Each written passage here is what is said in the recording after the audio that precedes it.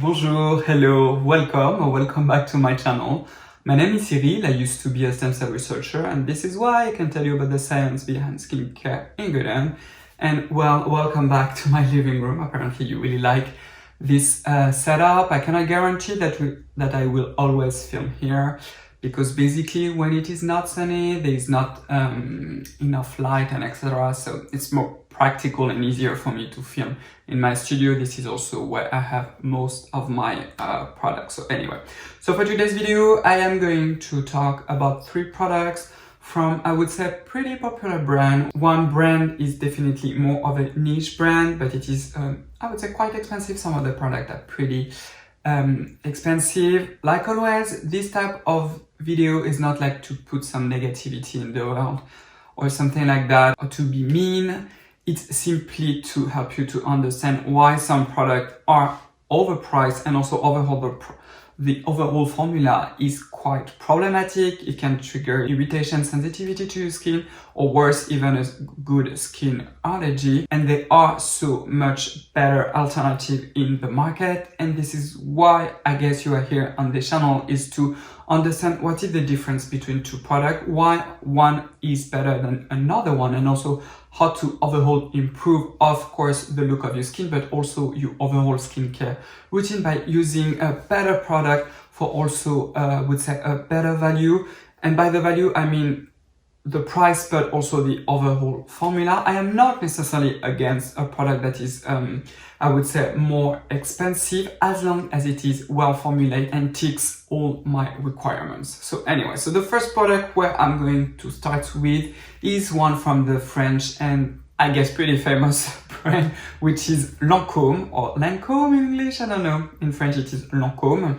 And we are going to talk about the Genifique, the serum. So this one has a super bougie name. So if you go to the website, this is the Advanced Genifique Youth Activating Serum. I mean, when you are reading this name, you're like, I need this in my life. The marketing of Lancôme is really good. So in French, this is le concentré activateur de jeunesse. Oh la la. So it is a pretty expensive product, especially if you are buying it in the States, because the one on their website retails for $142. So super expensive. And for this price, I want a flawless formula, of course, and something that will really change my skin. So now, as always, if we go to look at the ingredient list, you will see that, again, I mean, I'm not surprised because this is a product from L'Oreal. Most of the time, the formula are pretty shady, and I'm going to tell you why. So if you look at the ingredient list, the first ingredient after water is the Bifida ferment lysate. So it was actually one of my very first video, which is a pretty old one, that was done on the Misha ampoule, which is the Borabit ampoule. So this one is a dupe for the famous Night Repair from Estée Lauder. And Estée Lauder, but also Lancôme and also actually Misha, they all use this ingredient, which is the Bifida ferment lysate. So what it is? Bifida is a bacteria that naturally occurs in your yogurt. And what they do here is that they make it ferment. So basically you make those bacteria grow. Then they basically crush the cells, which is the proper name is to do a lysate. You lyse the cells, and all the components that are inside those little bacteria will be released in the medium around them. And this is what you are going to find in this product. There are not a ton of literature about this ingredient, but there are some few that are pretty, I would say, well done. One of the studies actually has been done by L'Oreal. This is a well done paper. And basically what they show is that these ingredients helps to soothe and calm down the inflammatory process in the skin, and also it seems to support the skin barrier. So this is overall a pretty good ingredient. The problem is that when we see the rest of the formula, because then we are going to find glycerin, an excellent humectant. I love that. I am not mad at it. Also, something that I forgot to tell you, that the Bifida ferment is at 10%, which is excellent. But then immediately after glycerin, we are going to find alcohol, DNAT. DNAT for denaturate, so this is ethanol basically. And ethanol here is most likely used as part of the preservative system, and also quite quite high in the formula, you are also going to find phenolphthaleethanol. So phenolphthaleethanol, I've already talked about it. I have a full video about it if you are interested into this ingredient. It is a pretty good preservative in skincare. The maximum amount to use is 1%. Most of the time you will find it at a lower concentration than 1%. It is always useful to know where are the preservative in a formula, because usually you find them only at the end of the formula, because most ingredient needs to be formulated at a higher concentration than 1%. This is the reason. If they are in a tiny concentration, unless it is some really specific ingredient, I'm thinking of course about retinoids, you do need more than a smidget in the formula. So when you find the preservative pretty high on the list of ingredients, it means that the other one are just in a tiny concentration and they are not going to do much on your skin. So this is always something that you need to keep in mind. Also, just after the alcohol, you find dimethicone. So it depends also on the size of dimethicone, because it is a polymer of siloxane, so a polymer because it is a silicone. So this is an excellent emollient, especially for those of you who have oilier skin type. And then we find a really long ingredient, which is hydroxyethyl piperazine ethane sulfonic acid. So this is an ingredient that I've known of for years and years, because in biology we call it the shorter name, which is HEPAS. And this ingredient is really useful in a medium to buffer the pH. I am not sure that it is an optimal buffering agent in an ingredient. In a skincare, most of the time you just need, again, a tiny concentration of it. And the whole idea is to neutralize the pH. Then we find ascorbyl glucoside, which is a derivative of vitamin C. Again, looking at where it is in the formula, I'm pretty sure that it is at a very low concentration. So if it was not here, probably it would have been the same. Then we find lactobacillus. So this one could be good. I don't think I have found any scientific evidence about this one, but basically, again, this is a type of bacteria that you find in yogurt, so most likely they are pretty rich in lactic acid, so it could have an exfoliating effect on the skin. Because there is the HEPAS, I'm pretty sure that the pH of this formula is quite high, so I am not sure that it will really help to exfoliate the skin, but it is here. Then sodium hyaluronate. Sodium hyaluronate is hyaluronic acid, a pretty common ingredient. It is an excellent also humectant, so I'm not mad about this. But then immediately you find sodium hydroxide, sodium benzoate, and also phenolphthaleethanol. So phenolphthaleethanol, I have said it is the preservative. Sodium hydroxide, it is usually used here to adjust the pH, and it is used in, again, a tiny concentration. So why I tell you this? Because we are not even in the middle of the formula, that already we have this ingredient that we know that are going to be in a very small concentration. So basically all the rest of the ingredients will be in a very tiny concentration. So they are not going to do much for your skin. Again, a lot of problematic ingredients in this formula. We have a derivative of essential oil in the form of limonene. Then we have citronellol at the end, and also fragrance. There's also a rose extract that is most likely fragrance. So, again, why pay so much money for such a formula that is really so? And again, it has also ethanol quite high. So I know that if you go and look at the scientific literature, especially about ethanol, there are not that much of paper that will show that it is damaging on the skin. This being said, if your skin barrier is impaired, and if you try one of those products, or you try simply the La Roche-Posay, the Shaka Shaka, or most of sunscreen with alcohol, actually, you will feel the alcohol, and I can guarantee you that your skin will be red as hell, especially if you have sensitive skin. So this is really a bad idea. And again, in a serum, there are plenty of different options. It is absolutely not a requirement to use alcohol, so why use it? And pay this price for such a bad formula, it is a big no-no. So I do like this ingredient, the Bifida extract like that. I've been using it for a very long time in my own skincare routine, especially, like I have said, in the Borabit ampoule the night repair from Misha. My problem with it is that they have renewed the formula and it is packed with essential oil, so I do not encourage you to buy this one. However, there is one from the Korean brand Manyo. This is the Bifida Complex Ampoule, and this one, when you look at the formula, mama, this is good. So the top 3 ingredients, it's the Bifida extract. Then we find lactobacillus, so similar to the Lancome, but most likely it is at a higher concentration. Then we find niacinamide. I mean, do I need to talk again about niacinamide? I have a full video about this ingredient. This is an excellent ingredient. It is a skin supportive ingredient that promotes also the synthesis of ceramide, so it goes so well with Bifida extract. There is also an extract of ginseng. There are not that many scientific evidence, but ginseng extract could be anti-aging. Again, it makes sense also to add it in the mix. There is also epigallocatechins, which are basically the polyphenol from the teas that are known to be antioxidant, also apply on the skin. Again, such a great idea. Pretty at the end, there is also copper peptide. Most likely, this is not at the correct concentration, but still, to add it in the mix, it is quite good. And the price point, I mean, the price point, it's very sweet because it is under $26 for basically the same amount of product than the Genifique from Lancome. Also, you don't have any perfume. You don't have a crazy long list of ingredients, especially with some, I would say, weird botanical extract. So overall, I would definitely try this product and invest my money in this one than in the Genifique that probably smells very good. Most likely the texture also is very good, but it's not going to do much on your skin, and it can also irritate your skin like crazy, so no.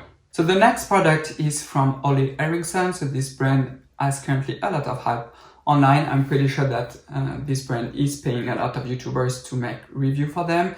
I also know that Ole Henriksen will be launched in Sephora in France, so probably also in Europe, I don't exactly know.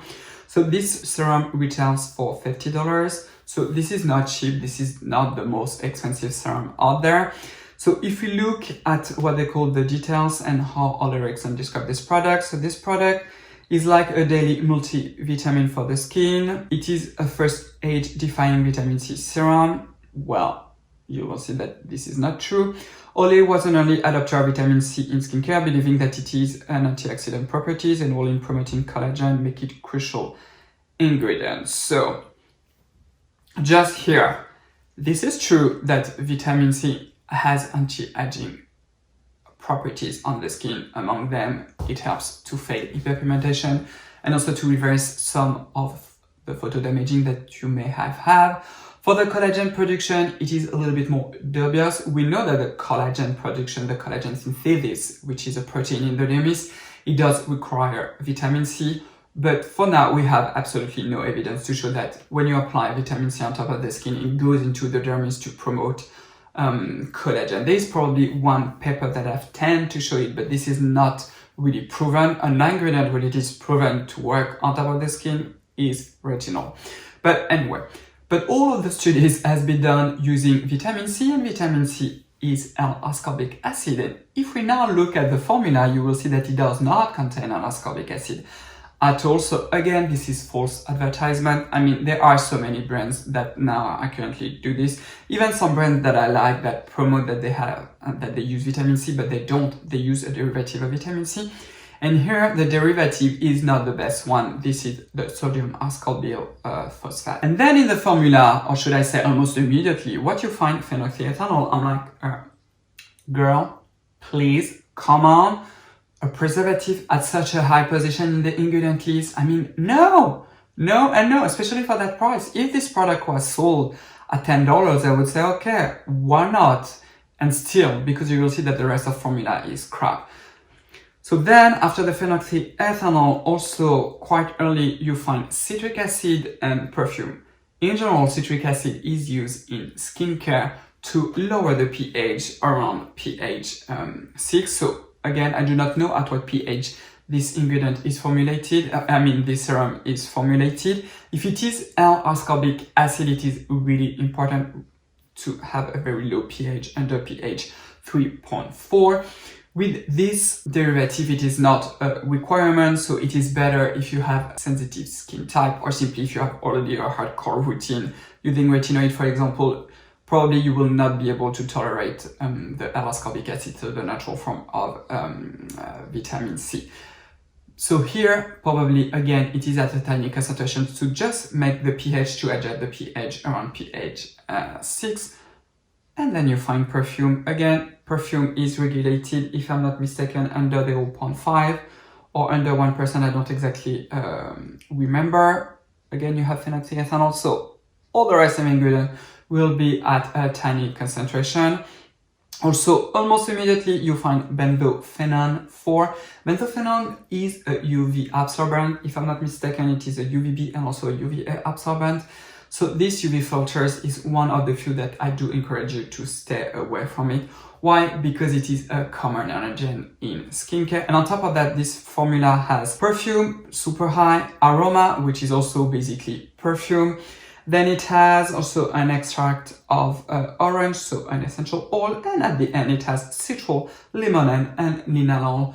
Those three are also derivative of essential oils that has to be listed outside of the perfume because they are, again, known allergens. So this formula is simply packed with allergens and basically contains one main active ingredient because the rest are in a tiny concentration, so not worth it at all. So what are your alternatives? So this serum, despite it is described as a vitamin C serum, it is not. It is a serum that uses a derivative of vitamin C.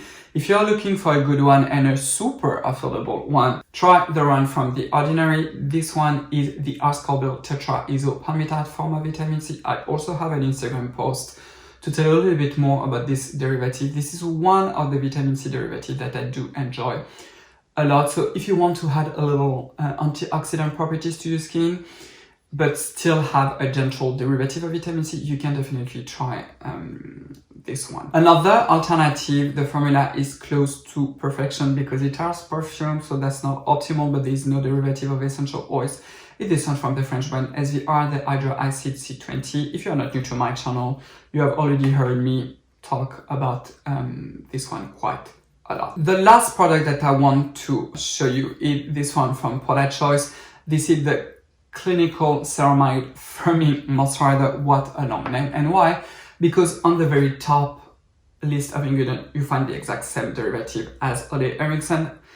And this product from Paula Choice also retail for the same price. And this one use also the sodium ascorbyl phosphate, but not only. It also use different derivative of vitamin C. You have a beautiful blend of ceramides, and you also have the 0.1% of retinol. So overall, for the price, the Paula Choice formula is way better. So if you have the money and if you want to invest in a better product that will really change your skin and have some antioxidant properties, go with the Paula Choice. Be careful because even though Paula Choice does not disclose the concentration of vitamin C derivative, I'm pretty sure it is quite high because it is quite efficient on the skin. So if you want to try this product, try every other night in the beginning, and if you tolerate it after 2 weeks, you can increase the frequency to every single day. So the last product that I want to talk about is from, I think it is a British brand, from Medik8.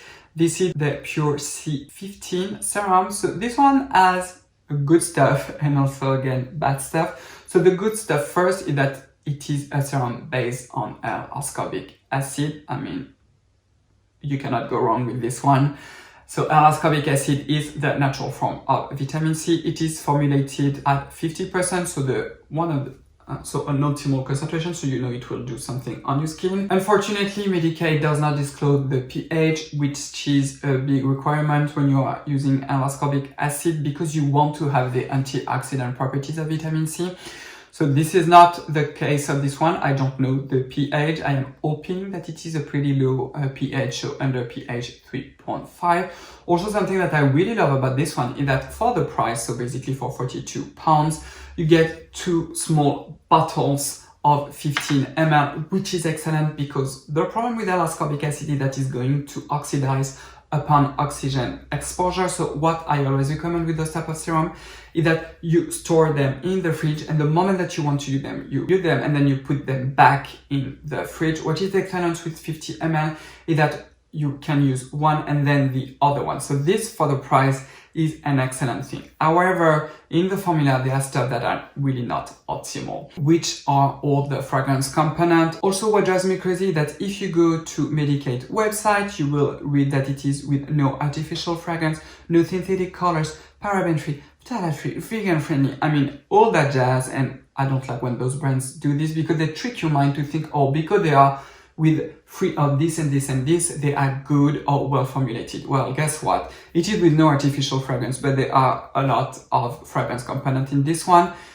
So you have orange peel oil and essential oils. You also have lavender oil, lemon and linalool, and geraniol. So those ones are just not good. I'm sorry, but they are non-allergens. So whether it is in the name fragrance or in the form of essential oils, they are perfume. So please don't say that you don't have any artificial fragrance, because most people will not know this, but those are fragrance components that can trigger an allergic reaction. If this formula is truly at a lower pH, it is also such a bad idea to add them, because with the lower pH it's going to exfoliate your skin, and it will also help to push those fragrance components deep down in your skin. So again, no. However, to have some alternatives, so you have a super pricey alternative, which is the CE Ferulic Foam Skin Verticals. This is an excellent formula for sure. Far too expensive for what it is also. There's also, I think, one pepper on this formula. So this is one of those few serums where we are guaranteed that it works. If you have the money, you can definitely buy this one. Another excellent alternative is simply the C15 from Paula Choice Serum. What I like about also the Paula Choice is that you only have 20 ml. I usually don't like when you have 30 ml of a vitamin C serum, because it is almost impossible to finish it. And in the end, you have to discard the product anyway. But the P15, the C15 is an excellent alternative. So comment down below and tell me if you have any questions regarding this video, and if you want me to do more video like this where I just describe you and talk about formula and basically tell you what I will never buy this type of product. If you did like this video, please give it a thumbs up. Also, if you are new to my channel, please consider to subscribe to it, and don't forget to ring the little bell. You can also follow me on Instagram. I am Cyril Laurent. I have so many stuff on Instagram, so you should definitely check it out. Again, thank you for being here. Stay safe, everyone. Bye-bye.